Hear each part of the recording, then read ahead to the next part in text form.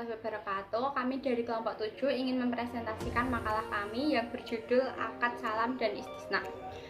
Sebelumnya, perkenalkan dulu, saya Haria Fatihatunisa sebagai moderator dan pemakalah pertama, dan nanti akan dilanjutkan dengan Ahidatunisa sebagai pemateri kedua, dan yang terakhir yaitu Suci Aura Maulida sebagai pemateri ketiga.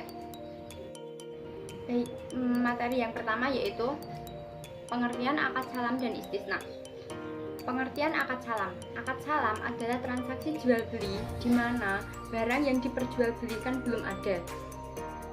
Oleh karena itu, barang diserahkan secara tangguh sedangkan pembayaran dilakukan secara tunai. Bank bertindak sebagai pembeli, sementara nasabah sebagai penjual. Akad salam adalah akad jual beli barang pesanan di antara pembeli dengan penjual. Spesifikasi dan harga pesanan harus disepakati di awal akad, sedangkan pembayaran dilakukan muka secara penuh.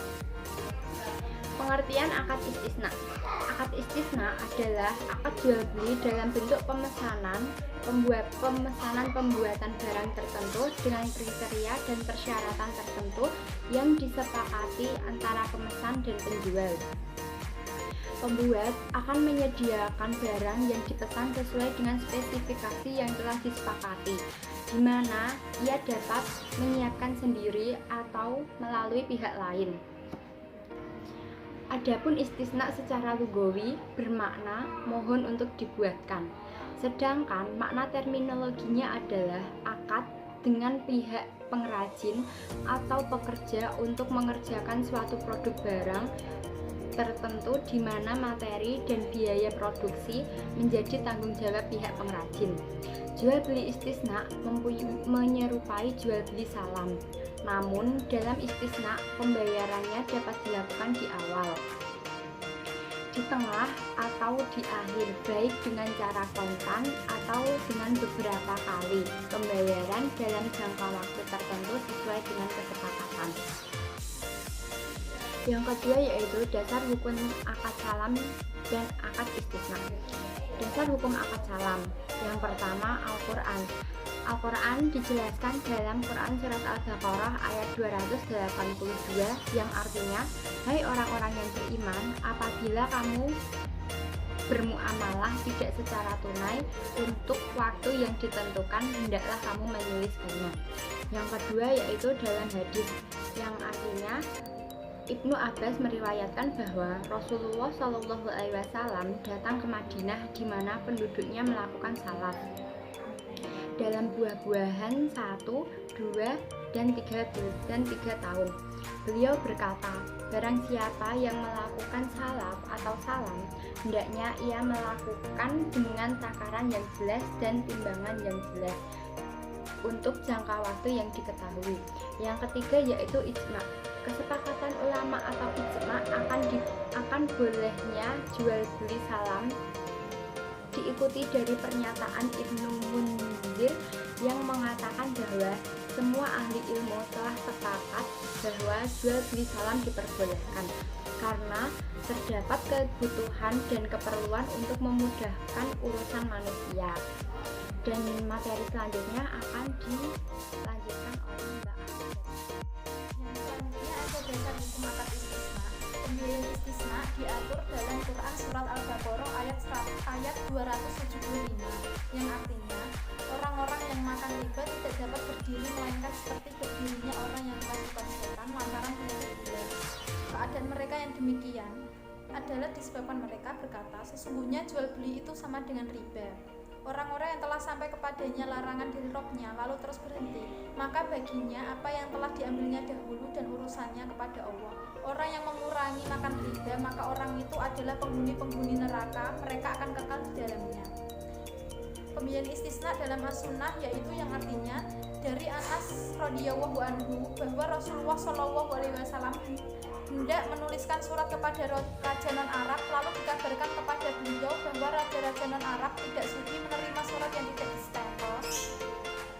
Maka beliau pun memesan agar dibuatkan cincin stempel dari bahan perak.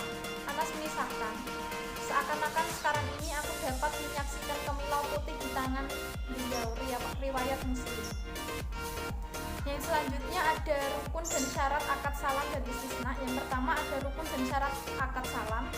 Rukun salam yang pertama, muslam atau pembeli, muslam ilaih atau penjual, modal atau uang, muslam fih adalah barang yang diperjualbelikan, dan sigot atau ijab dan qabul. Syarat salam yang pertama, uangnya hendaklah dibayar di tempat akad. Yang kedua, barangnya menjadi hutang bagi si penjual. Barangnya dapat diberikan sesuai waktu yang dijanjikan. Barang tersebut hendaklah jelas ukurannya, baik takaran, timbangan, ukuran ataupun bilangannya.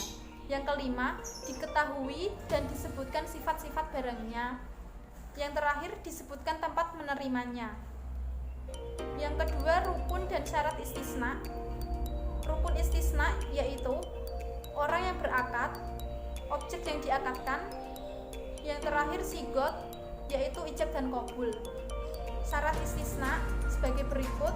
Yang pertama, kedua belah pihak yang bertransaksi berakal, ridho atau kerelaan kedua belah pihak dan tidak ingkar janji. Syani menyatakan kesanggupan untuk membuat barang. Apabila bahan baku berasal dari mustasni, maka akad ini bukan lagi istisna tetapi berubah menjadi ijarah. Yang kelima, apabila isi akad mensyaratkan syani hanya bekerja saja, maka akad ini juga bukan lagi istisna tetapi berubah menjadi ijarah. Masnu, barang yang dipesan mempunyai kriteria yang jelas seperti jenis, ukuran, mutu, dan jumlahnya. Yang terakhir, barang yang dipesan tidak termasuk kategori yang dilarang oleh syarak atau menimbulkan kemudorotan. Warahmatullahi wabarakatuh. Saya akan menjelaskan bagian apa saja perbedaan dari akad salam dan akad istighna. Yang pertama itu ada pada bagian objek transaksinya. Dalam akad salam, objek transaksinya merupakan tanggungan dengan spesifikasi kualitas ataupun kuantitas. Sedangkan dalam akad istighna berupa zat atau barangnya. Yang kedua, di dalam kontrak akad salam ada jangka waktu yang ditentukan untuk menyerahkan barang pesanan yang dipesan. Sedangkan hal tersebut tidak berlaku pada akad istighna. Yang ketiga, kontrak dalam akad salam bersifat mengikat atau lazim, sedangkan kontrak dalam akad istighna tidak bersifat mengikat atau ghairu lazim. Dalam kontrak akad salam terdapat persyaratan untuk menyerahkan modal atau pembayaran saat kontrak tersebut akan dilakukan dalam majelis kontrak yang telah dilaksanakan. Sedangkan dalam akad istighna dapat dibayar di muka, cicilan, atau mendatang sesuai dengan kesepakatan yang telah disepakati. Dalam prakteknya, akad salam dan akad istighna di perbankan syariah itu saat jual beli secara lazim ditetapkan pada pembelian alat-alat pertanian, barang industri, dan kebutuhan rumah tangga. Nasabah memerlukan biaya untuk memproduksi barang-barang tersebut. Dengan sistematika jual beli salam, bank dalam hal ini berposisi sebagai pemesan atau sebagai pembeli barang yang akan diproduksi oleh nasabah. Untuk itu, bank harus membayarnya secara kontan. Dan pada waktu yang ditentukan, nasabah menyerahkan barang pesanan yang bank pesan tersebut. Berikutnya, bisa untuk menunjuk nasabah untuk sebagai wakilnya untuk menjual barang tersebut kepada pihak ketiga secara tunai, tidak diperbolehkan kredit. Selanjutnya, bank juga bisa menjual kembali barang tersebut kepada nasabah yang memproduksinya itu secara tangguh dengan mengambil keuntungan tertentu sesuai dengan syariat agama Islam. Hal tersebut berlaku pada akad salam, sedangkan pada akad istighna prakteknya dalam bank syariah umumnya diaplikasikan pada pembiayaan manufaktur, industri kecil menengah, dan konstruksi. Dalam istighna ini, kriteria barang pesanan harus jelas jenisnya, macam, ukuran, mutu, serta jumlah yang ditentukan. Harga jual yang telah disepakati dicantumkan dalam akad istighna dan tidak boleh berubah selama berlakunya akad. Jika terjadi perubahan kriteria pesanan dan terjadi perubahan hak harga setelah akad ditandatangani, maka seluruh biaya tambahan tetap ditanggung oleh nasabah. Dalam pelaksanaannya, akad istinal dapat dilakukan melalui dua macam cara. Yang pertama, pihak produsen ditentukan oleh bank dan pihak produsen ditentukan oleh nasabah. Yang kedua, pelaksanaan dari salah satu kedua cara tersebut harus ditentukan di dalam muka akad berdasarkan kesepakatan kedua belah pihak. Dalam makalah tersebut dapat kami simpulkan bahwa akad salam merupakan menjual suatu barang yang penyerahannya ditunda, pembayaran modalnya lebih awal.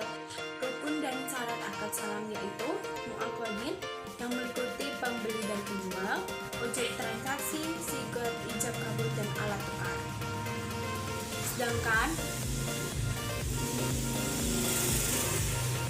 akad istighnaq adalah akad jual beli pesanan di mana bahan baku dan biaya produksi menjadi tanggung jawab pihak produsen, sedangkan sistem pembayaran bisa dilakukan di muka, di tengah atau di akhir akad.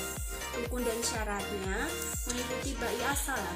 Hanya saja pada bai al-istighnaq pembayaran tidak dilakukan secara kontan dan tidak ada penentuan waktu tertentu penyerahan barang, tetapi tergantung selesainya barang pada umumnya. Perbedaan dalam dua akad tersebut adalah cara penyelesaiannya. Pembayaran akad salam dilakukan setelah kontrak dan di awal kontrak secara tunai, sedangkan pembayaran al-istighnaq dilakukan secara kontan, bisa dilakukan di awal, di tengah, atau di akhir. Demikian presentasi dari kelompok kami. Apabila ada salah-salah kata mohon dimaafkan. Dan sekedar mengingatkan, dalam kondisi seperti ini, stay at home, stay safe. Bersama kita bisa lawan COVID-19. Wassalamualaikum warahmatullahi wabarakatuh.